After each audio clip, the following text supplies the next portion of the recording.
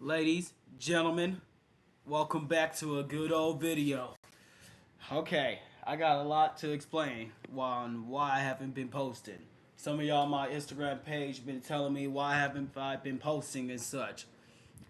Well, the reason why, because it's true, I have been posting stories on my Instagram, but the reason why, because I've been focusing on college. Actually, you see, I'm becoming a welder so far in total, and yeah, but I'll explain more of that down the road as I speak of. Anywho, today's video we got Ash Ketchum versus Yugi, Pokemon versus Yu-Gi-Oh. Okay, now tell me, which is better, Pokemon or Yu-Gi-Oh? My money's going on Ash Ketchum. Okay, I don't care. Because not only the fact that I haven't watched Yu-Gi-Oh, but I know more about the Pokemon lore than any person could think of. I'm like right there next to MNJ TV. I'm like right there next to his knowledge of Pokemon skills and such. Anywho, without further ado, let the video begin.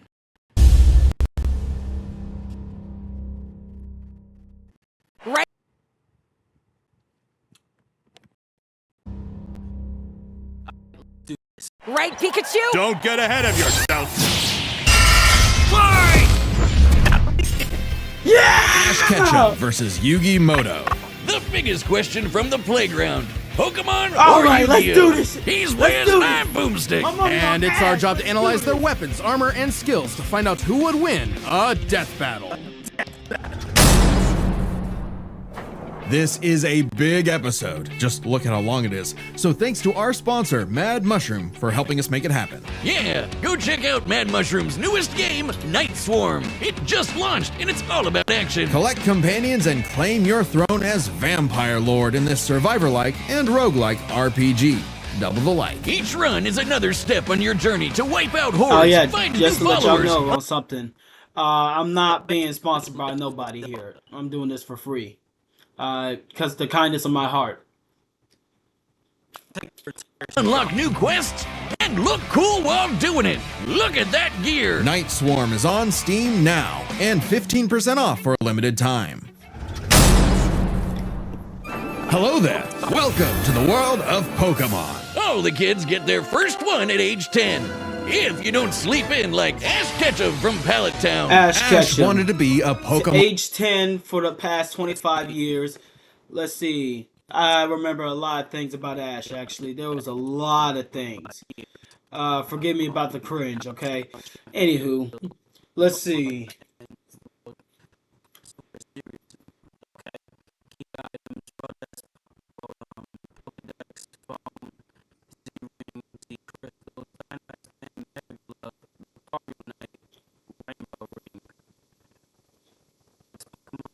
Guys, are y'all hearing this?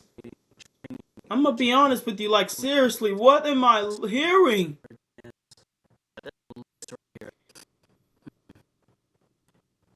Anyways, this boy 10 years old and such. I've been watching this man since I was a kid. I have high hopes for Ash Ketchum. I'm gonna deal with this glitch effect later. Shoot. Biscuit, how am I gonna fix this? Anywho, let me see what I can do real quick. Pokemon Master. Oh yeah, sorry about the cringe.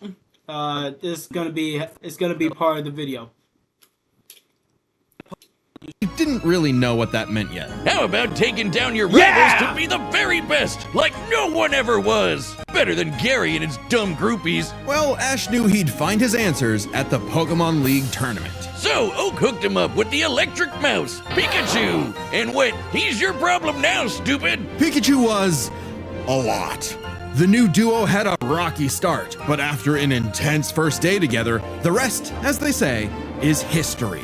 25 seasons, over 1,200 episodes, and the cornerstone of 2000s culture, Ash spent decades as a 10-year-old on the great Pokemaniac journey. We should note we are prioritizing the anime that Ash is from, which often differs from the original games that inspired it. Ash is equipped with tons of Pokeballs and an all-knowing Pokedex. That's also a Pokemon. But in a fight, Ash usually chooses Pikachu. I mean, you can't Give lie the yellow red enough voltage. I'd be wondering the real question, alright? What is the real level for Pikachu? Alright? What is the real level for Ash's Pikachu? Is it level 68? 67? I don't know. Level 60, 90? I don't know. Come on now. We all had this question for a long time. Let's think about it, bro. But anywho, I'ma say this. With Pikachu, let's see, he got, wait, hold on a second. Oh, this Pikachu got the Leer effect. Out of all the shows, I've never seen Pikachu do Leer. Why?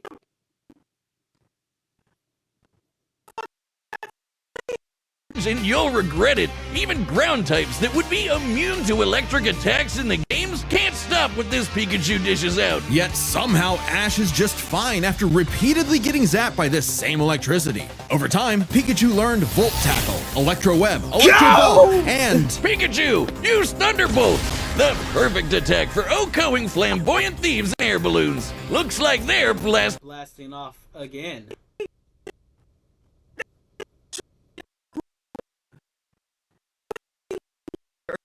off again. So clearly the anime doesn't follow the game rules. Like when Pikachu shot himself with his own thunder while on Swellow, who, you know, is vulnerable to lightning. So basically that's just the thunder armor.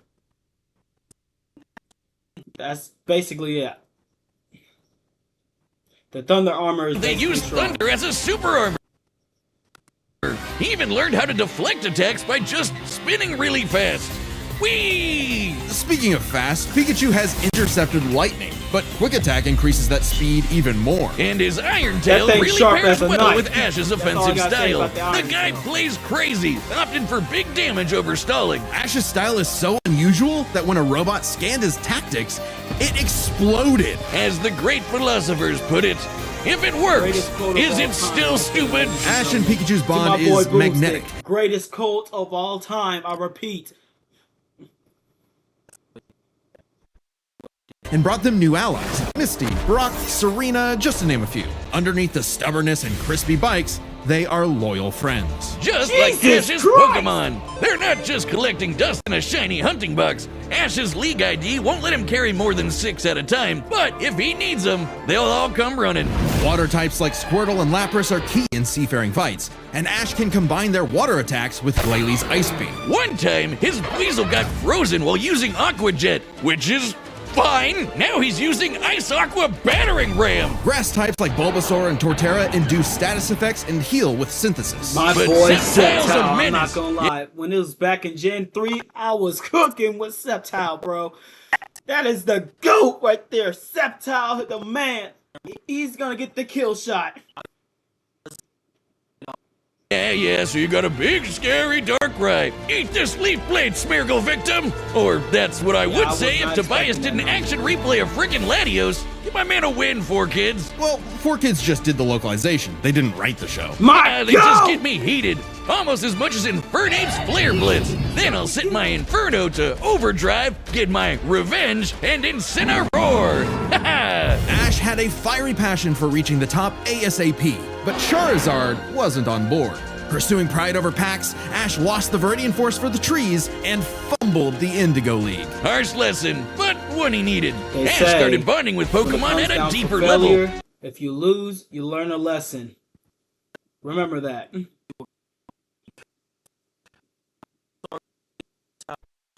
Why is this thing still speaking? It's like, it's glitching, bro. Who are you? Why are you glitching, bro?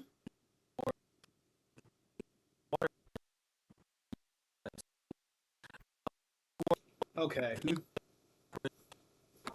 I'm really getting sick and tired of this. But anywho, I'm not gonna lie. When it comes down with Pokemon, it was mainly my favorite Pokemon out of everyone of his whole entire decks. it's got to be Greninja, because when it comes down for Greninja, that man knows his ways. I ain't gonna lie. That boy is sharp as a knife. Don't even get me started with his transformation. And that friendship motivated them to dodge light speed moves like Solar Beam and Psybeam. Charizard came around too. He's the last one you want to see on the field. Even if he cook. That man fought Articuno, man. Charizard done fought a whole Articuno and still won that.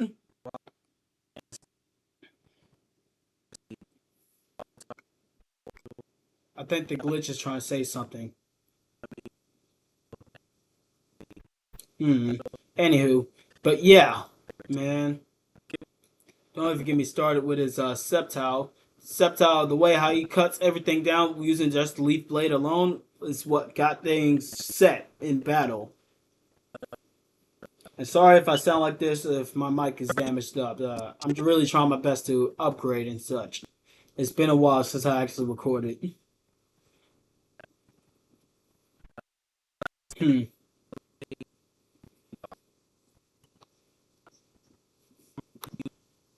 You have a Blastoise like Gary, Ash will call for the most unexpected signature move. Seismic Toss! The people's elbow of Pokemon. Charizard's so strong, his flamethrower melts boulders. The Pokemon world is wild. Ash's Pokedex spells it out. Vanillix causes blizzards. Magikarp leaps over mountains and into space. Dusknoir pulls souls into the spirit world. Oh, and Pikachu cleared a storm as wide as an island. Gotta catch 'em all. Surfetch, Butterfree, Heracross, Scraggy, Lycanroc, Palpitoad, Torkoal, Snivy. With new regions soar new flying types like Pidgeot. On land, Ash has physical offense like Melmetal and Crocodile, and Gibble will drop Draco Meteors on anyone, but mainly Piplup. You want physical? Look at Ash. This twerp somehow carried around a Cosmoem, which canonically weighs over a ton. Oh, and this huge log that's basically a whole tree, he chucked it like it was nothing. Ash can choose his own hands if he wants, and he does a lot. Maybe his secret is watching the Minnesota Vikings. Resilience is the bare minimum to HMO1 cut it in the tall grass. Humans and Pokemon must protect and enrich each other's lives. Like Mimey, the Mr. Mime back home who mind boggles you with Reflect, Light Screen, and Psychic. Yep, that Mr. Mime, the stepdad who Ash caught in a Pokeball and brought home. Oh, so that's how it works. Ash figured out new ways to bond with his pals with Aura. It's a life force that interacts with souls and links Ash with Lucario. This Jackal excels at CQC and shoots steel beams and aura spheres. And The with Mega GOAT Evolution, Mega Lucario's Lucario. power surges in The Mega Stone. Man, I just wish Ash had more Megas. That's all I gotta say. Shoot, they just dropped a new Legend ZA out, actually, with Mega Dragonite. Mega Dragonite? Yeah. Ash got a Dragonite. Mega Gengar, per se? Fuck it, Charizard X or Y out of those two. Why not give him that as his final reward, you know? enough to defeat champion Cynthia's Garchomp. A Mega would have been handy at the Safari Zone when Ash accidentally caught 30 Tauros, and he keeps hugging them. Ash, they're bulls. Ash genuinely loves his little guys, but boy does it suck to see him lose the Pokemon League over It and comes a over life again. lesson. Remember Kid, that. just turn the head Losing backwards. comes with a lesson. It's all about life skills. You just gotta keep moving. Anywho, how's everybody's days going? And lock in. Ash's strength is not in battle theory, but his nurtured bonds. He knows Pokemon feelings better than anyone. With Greninja, Ash learned to synchronize their senses and movements, transforming him into Ash Greninja. It comes with a huge power increase. That's the Japanese name of Ash Greninja. Satoshi Gegoya. I'm not gonna lie. When it came down for Ash Greninja going in battlefield mode, I ain't gonna lie, that man knew how to run the fucking hands. I swear to fucking God. This man got things good.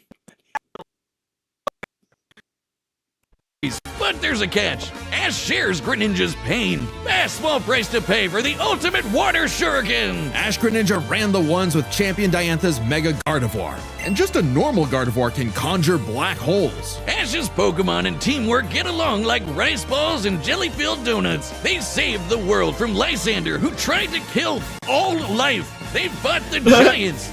The Reggie kind, not the New York ones, who halted Reggie Gigas, who can tow entire regions. Ash's team battled Steven Stone and Alon, who fought the terraforming primal forms of Groudon and Kyogre. Don't get me started on Alon. Ash did everything right, but no, Greninja still lost to his Charizard after only getting hit. Dark type.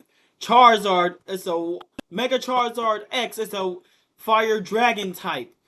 How? The type advantage was right. He should have won that. Let's be honest. He should have won that. But at the same time, I still can't get mad.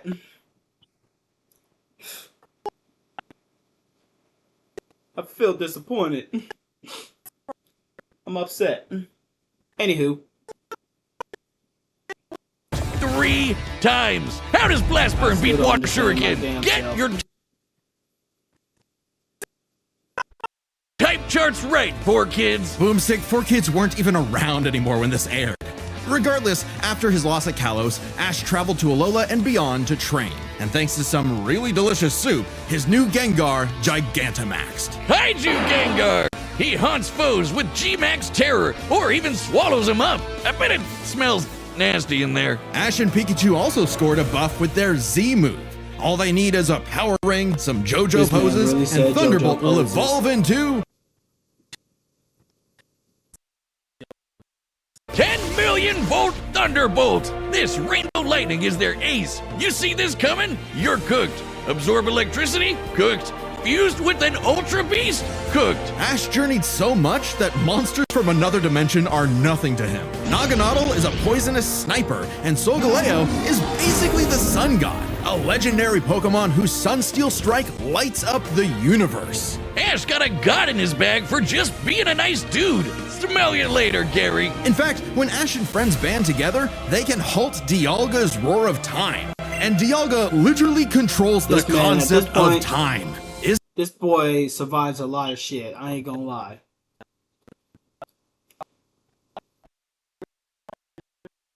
Is there a legendary Pokemon he hasn't befriended? But it all started with Pikachu, so it was gonna end with Pikachu. In the Tournament of Champions, in Alon, Ash faced the #1 trainer. Finally, after 3,000 years, we're free! 4Kids, let my boy win! Yes! Sure. Ash. To finally see Ash Ketchum win a World's Tournament and becomes champion. It still holds my heart to this day. Did his best, and he had no regrets. Now free to hand over his torch to new bright-eyed trainers. Ash realized that, to him, a Pokemon Master was someone who was friends with every Pokemon. So he and Pikachu threw a stick in the air and walked away it landed. Because in the world of Pokemon, the journey continues. Y'all should know this, bro. We got this in the bag. Ash, we won this.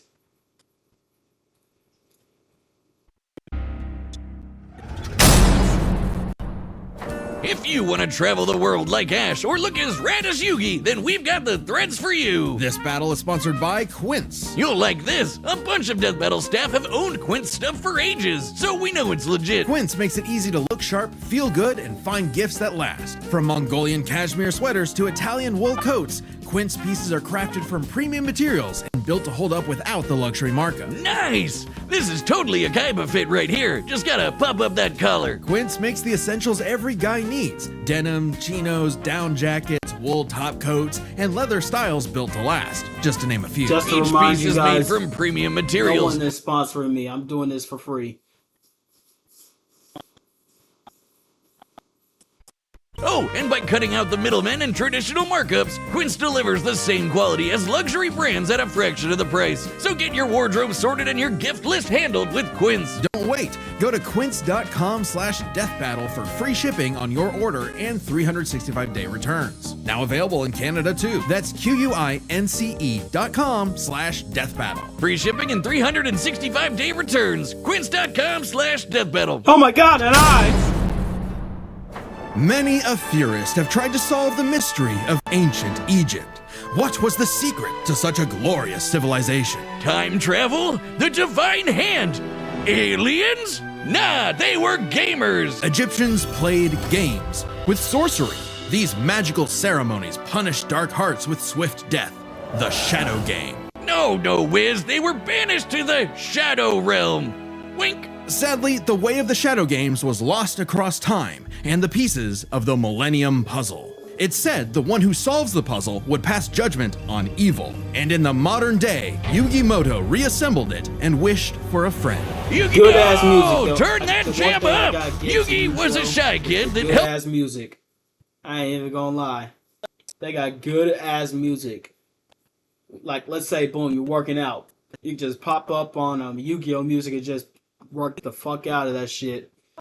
Anywho, man. This boy 19? Oh yeah, I got a few things to ask. Is it technically cheating if you have two people playing with you? Yeah, I noticed that.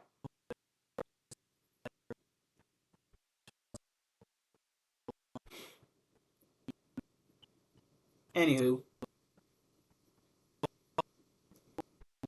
Helped run his grandpop's game shop. But little did he know that completing the puzzle would link his spirit to an ancient pharaoh. Yami, always willing to lend Yugi a hand and always on demon time while doing so. He's anime Jigsaw. Yami wants to play a shadow game. Whether it's brittle air hockey, Mario Party with chloroform, or the game that would take his world and ours That's some by old storm. bullshit Duel right Monsters. there! It's a That's summoner's bullshit. war. Time to send monsters to the graveyard and take your foe down to 0 life points. When Yugi's grandpa was kidnapped by the deranged CEO Seto Kaiba, Yugi knew it was time to knock him down the only way he knows how, playing a children's card game. And for his L, Kaiba was What given the a fuck penalty. is that? How the fuck that shit just automatically explode?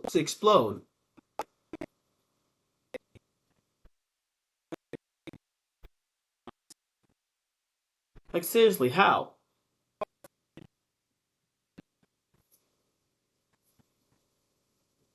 Game. Lose or cheat against Yami at your own peril. With the puzzle, Yami can punish you in some seriously messed up ways. Illusions of being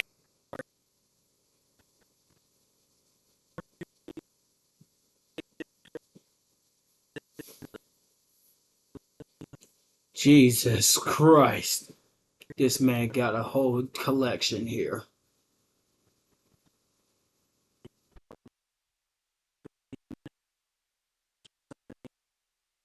being set on fire, swapping your soul, or the infamous Mind Crush. The Millennium Puzzle does far more than force hallucinations. It brings monsters to reality, forms barriers, manipulates probability, and seals away spirits. You can't buy this. It and 6 other Millennium items are juiced up by ghosts. Despite Yami's retribution, Yugi wasn't aware of this darker half. Yami had amnesia, so he didn't know himself either. But after a run-in with enemy Millennium Ring user Dark Bakura and some seriously hardcore LARPing, Yugi and Yami learned each other's shtick and made the dynamic duo. With friends Taya, Tristan, and their left leg Joey, Yugi and Yami were ready for anything. Because Yugi had a great early deck. Monsters for offense, spells for effects, and traps for setups. Oh, and Exodi... Damn. Oh, there they go. Okay, if Yugi's deck is so good, why isn't it the meta? Put me in, coach. Face my 2,000 card deck. Don't be too quick to judge. Yugi's a very clever strategist. Jesus His style works Christ. best at This man maximizing got the too use many of cards. so-called terrible cards. Yeah, cool story, Wiz. But what's he gonna do about the 3 blue eyes Kaiba's got aiming at his dome? Simple. Summon the monster card Karibo and have it multiply. With a 1,000 strong meat shield, a dragon's breath is a gentle breeze. Well,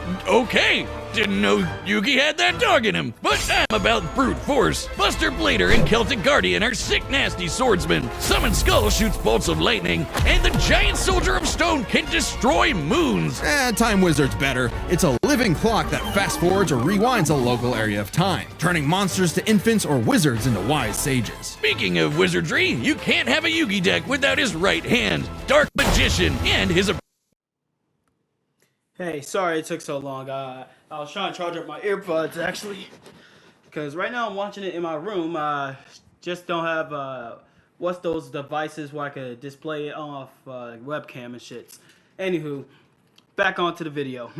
Out his right hand, Dark Magician, and his apprentice, Dark Magician Girl. Both are masters of dark magic, and Yugi often pairs them with the damage redirecting magic cylinder. Now that's thinking with portals. There's support monsters too. Catapult Turtle is a bot with a cannon that literally launches other monsters. And when Yugi comboed it with Gaia and Swords of Revealing Light, which immobilizes monsters, they brought down an entire fortress. Wait, that's not how the card game works. Is he cheating? Well, we're prioritizing the manga and anime over anything else, which can differ from the real-world card game. Yugi also has tons of spell cards.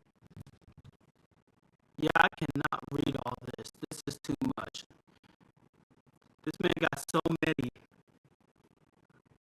I ain't backing down on my word. Ash winning. Monster Reborn resurrects a fallen friend. Turn Jump is a time skip, and Pot of Greed lets Yugi draw 2 more cards like... Oh my god, I forgot the Pot of Greed. Pot of Greed, which lets him draw 2 more cards like... If things get dicey, he has more trap cards to level the field, like Dimension Sphinx, which reflects damage directly back at the opponent's life points. And if his monsters and life points get wiped, he can just press Ctrl-Z with Mirage Ruler to get them all back. Pair these cards with Yugi and Yami's teamwork, and nothing could stand in their way. Not even the game's own creator, Pegasus. Get this, Pegasus can read minds. So in their duel, Yugi and Yami kept swapping souls Freaky Friday style, trusting each other to pick up on the strategies they left behind. And the mind reader was stumped. Yeah, they cheated. No, Pegasus was reading their minds. Regardless, Yugi and Yami are an excellent dueling pair. Yami trusts Yugi to improve on his plans, while Yugi expects Yami to be his bolder half. They're not just smart. These card-slinging geeks are somehow expected to be fit enough to dodge lasers, resist getting their souls ripped out, and survive attacks from duel monsters. Even the most common duel monster can cause tsunamis, rain down meteors, and wreck cities. And all of this power culminated in Battle City, hosted by Kaiba Corp. Because Kaiba really wanted that salty run back against his right. Okay, I ain't gonna lie. Those are heavy ones, I ain't gonna lie. POV. When your brother just looks, when you drink your brother's orange juice and he looks at you crazy like this.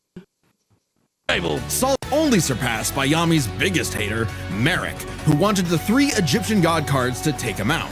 These cards were Slifer, the Electric Dragon, Ra, the God Phoenix, and Obelisk, who strikes with the power of infinity. This was a different ball game altogether, but Yugi was starting to stand on his own 2 feet. So Yami and Yugi kept dueling on in a battle city that never wants to end, or stop bullying Joey. But to claim the Egyptian gods, Yugi and Yami had to face them in duels, pulling off some ridiculously high IQ plays. When battling Slifer, they used a handful of weak cards to create an infinite combo of attacks that went past the god's limits. And later, Yugi combined Dark Magician and Dark Magician Girl's magic into Black Burning magic, promptly defeating Ra. This ain't new for the magicians. In the movie Bonds Beyond Time, they did something similar against Paradox. It's kinda crazy that together, the magicians can defeat the 10-star gods, which are way stronger than mid-tier monsters that are 5 to 9 stars. Mid-tier cards aren't pushovers. Darkhold Dragon is a sentient black hole, planet alignment moves solar systems,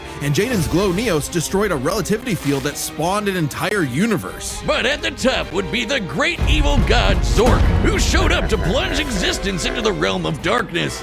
It was time for Yugi to finish the puzzle of who Yami really is. If the monsters weren't real before, they sure were now. Everyone has soul energy, Ba, which manifests as Ka, or a spirit. When used in tandem with the bonds of his cards, Yugi can will duel monsters into reality, even drawing anyone he wishes by believing in the heart of the cards. I knew it! He's been cheating all this time! He doesn't just make up rules, he's stacking his deck! Not a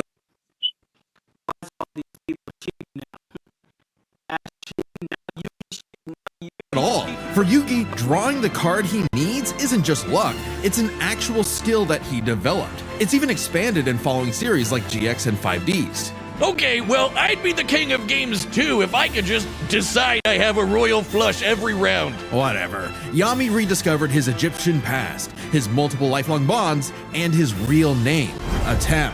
Claiming his place as the ruler of the afterlife, Atem fused the Egyptian god cards to summon Harakti, the creator of light. She's the ultimate duel monster who banished Zork and all of his scary darkness for good.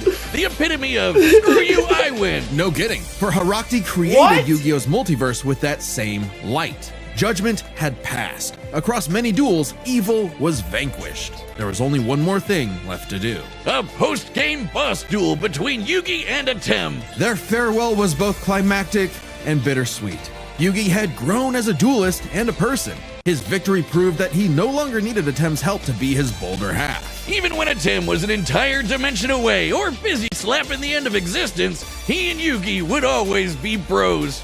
Okay, it should have been me, not him. I'm sorry I called you a cheater. I was jealous. You're so cool. Yugi moved on to a career in game design and passed the torch to future duelists. He would be remembered as the greatest duelist there ever was. Except to Kaiba, who tried to ascend to the afterlife to rematch Atem. Goes to show you that money can't buy you happiness, but it sure can buy you a sweet rocket ship. There will always be another story, another duel, another game. And you won't find yourself a better opponent than the king of games. That was good. I'm not gonna lie. The Battle of the Millennium is about to start, but we wouldn't be able to make it happen without some help from our friends at Raycon. That's right, this message is sponsored by Raycon. If you're looking for a holiday gift, Raycon's essential open earbuds should be at the top of your list. Regular earbuds block out everything, but these beauties sit so perfectly in the ear you get both real clear sound and also what's happening around you. Exactly what I need when I'm out lawnmower racing, or bike riding, jogging, whatever normal people do. We're happy that Raycon is a longtime sponsor of our show, and for good reason. They have over 3 I'm not even gonna lie. That was good. million customers who are getting premium sound quality for half the price. And if you don't like your earbuds, they have a 30-day guarantee, so there's practically no risk. They're lightweight, last up to 8 hours on one charge, and with multi-point connection, I can wirelessly hook them up to multiple devices. So they're super handy. The essential open earbuds are here for the holiday season, and they're selling fast. Raycon audio products are up to 20% off this holiday season. Just click the link in the description or go to buyraycon.com/deathbattleopen to save on Raycon audio products site-wide. Order by December 15th to guarantee Just to delivery let y'all by guys Christmas, know, I'm because not great sponsoring gifts shouldn't show up late. Nobody's sponsoring. All right, the combatants are set, and we've run the data through all possibilities.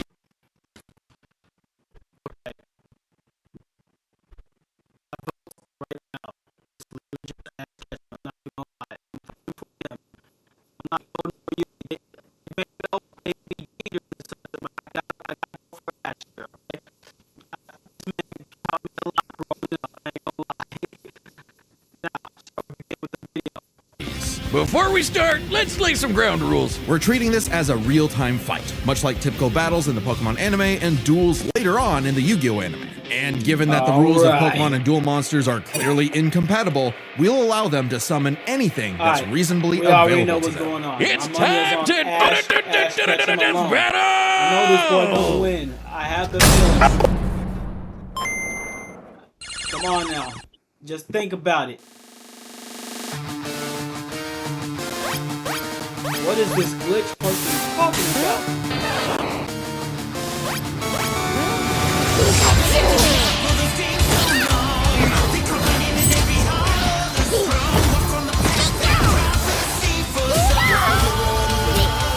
You okay, Pikachu? We're on 4 is tricky. Hang in there! You have Spirit, but I have Lightning Blade and Excalibur to boost my attack. And I set one card Let's face get this down to party end my turn. started! Whoa! Okay, guys, it's our turn now. Pikachu, throw him off with quick attack. Everyone else, back him up! Okay.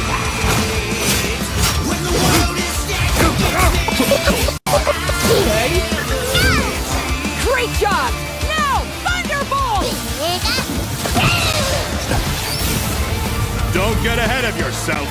forgot about my face down card. Rise! Dimension Space!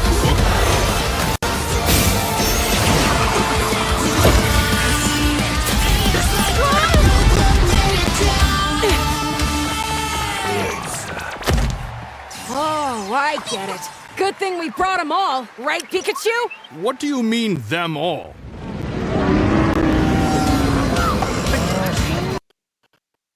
Damn!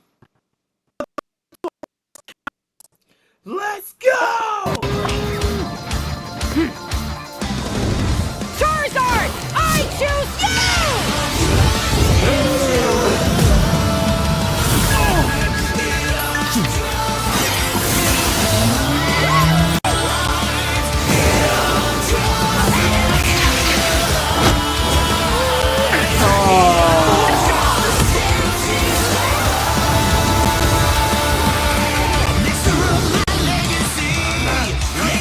Hold the fuck on. How the fuck is this fucking Sergeant Polo? Why did he actually bring Sergeant Polo?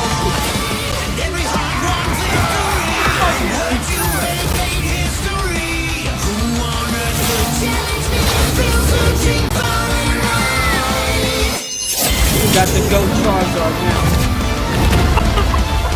Oh shit, he's coming more hard.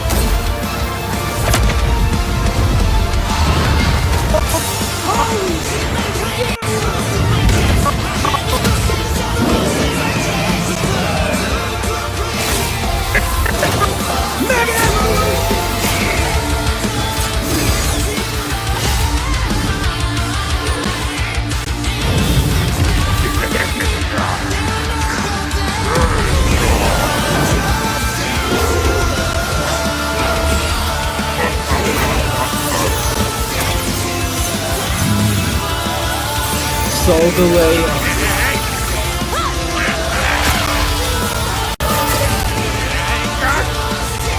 Oh god.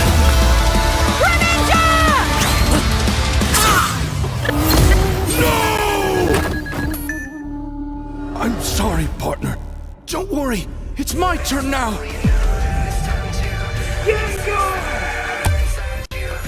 I just need to believe in the heart of the cards.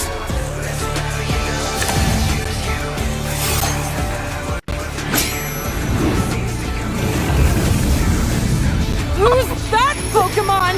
Haruxi! Goddess of Light! This is it! Magicians! Flash burning magic! Haruxi! Joser! Satoshi Gegoya!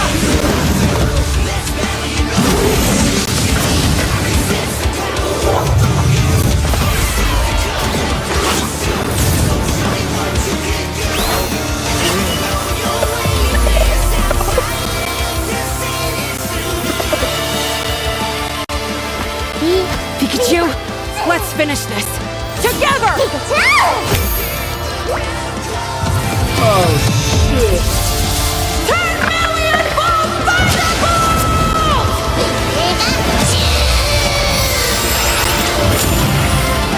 Oh You god. activated my trap card! Magic Cylinder! With it, I'll send your Thunderbolt back to attack your life points directly!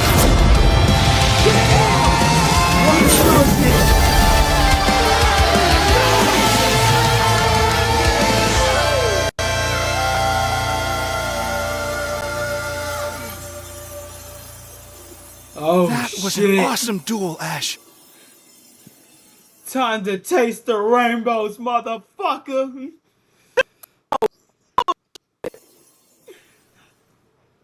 Holy shit. KO! Oh, my childhood. Whiz, quick! I need your tears. We can save him. There's a lot to this, so let's break it down by experience, strategy, and monsters. Starting with experience. Both Ash and Yugi have risen to the top, beating the best of the best, and traveled all over the world. But Ash traveled more, was in more tourneys, and saved the world way more often. And despite what people say, he wins a lot. Even a Tem's stint as the Pharaoh doesn't tip the scale since he wasn't in charge for very long. Plus, Pokemon evolve over time, literally and figuratively. While Yugi's deck is obviously adjustable, the cards are unchanging, unable to grow like Ash's Pokemon. So Ash wins in experience. But when it comes to strategy, strategy, he's a wild card. He's skilled at improvisation and using the environment to win. Even machines cannot comprehend his tactics. But the same goes for Yugi. Gotta remember, Yugi and Atem's teamwork is second to none. They're masters at exploiting weaknesses, setting up tricks, and surprising foes with so-called weak cards. Both could likely adjust to each other's unpredictability, so a Dark Horse-style win was unlikely. But Ash's secret weapon is his bond with his Pokemon, boosting their power. I'm not just talking about Pikachu. His power of friendship invented an evolution for Greninja. That's crazy. Ash's trust in his Pokemon knows no limits. Silly as it may sound, Yugi trusts his deck in the same way. The heart of the cards is real, and Yugi is determined to support his monsters with spells, traps, and buffs. Look at his duels with Merrick and Paradox, where he bolstered his weaker cards to take down gods. With Ba and Ka, his bonds with his cards manifest them into reality, not so dissimilar from Ash Greninja. Yeah, Ash has aura, but he never mastered it. And specialties like Mega Evolution and Gigantamax, while awesome, only work with specific Pokemon. And since Ash focuses on offense far more than support, Yugi could control the pace of the fight with cards like Swords of Revealing Light and Magic Cylinder. But I know some of you are asking, what if Ash threw hands? The kid's strong enough to chuck trees and lift baby gods. Just punch him, man. Well, Yugi's similarly tough, and the Millennium Puzzle can make shields, steal ghosts, cast illusions, and mess with minds. If Ash actually tried to punch him, it'd be Mewtwo all over again. It's a close call, but Yugi takes the edge in strategy. So it all comes down to the monsters. Yugi had a slightly larger pool of monsters, but Ash's can clear out island-wide storms, fight terraforming beasts, and are stronger than the black hole summoning Gardevoir. However, Yugi's can rain down meteors, compete with larger black holes, and even the mid-tier scale to Glow Neos, destroying that relativity field with a universe. And Herakti created Yu-Gi-Oh's whole multiverse, surpassing even Solgaleo's Sunsteel Strike and Dialga's Roar of Time. And Yugi had more than just monsters on the field. Ash's strength was also his weakness. His power was evenly spread, reliant only on his remaining Pokemon. If Mr. Mime faints, no more Psychic Barriers. If he lost Lucario, no more Mega Evolution, and so on. The longer the battle went, the less Pokemon Ash had, and he did not have a reliable way to bring them back. He doesn't carry revives on him, and even then, reviving Pokemon in the anime is entirely different from the games. Meanwhile, Yugi had cards like Mirage Ruler and Monster Reborn that could instantly recall powers he's lost. And he can, bend fate to draw whatever card he wants, and we didn't even cover them all.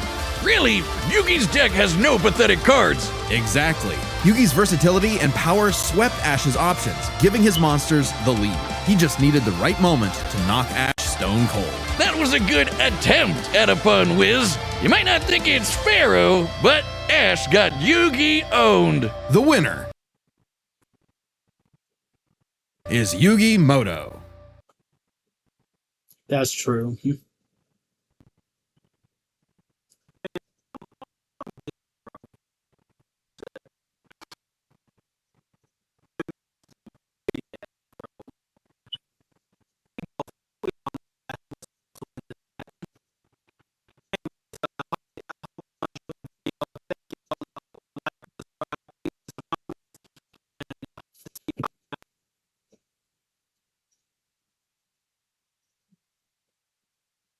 Damn. There goes $1 million. Gone. Well, if y'all want to see more, just let me know down in the video. I gotta cope with this loss, man. Ah!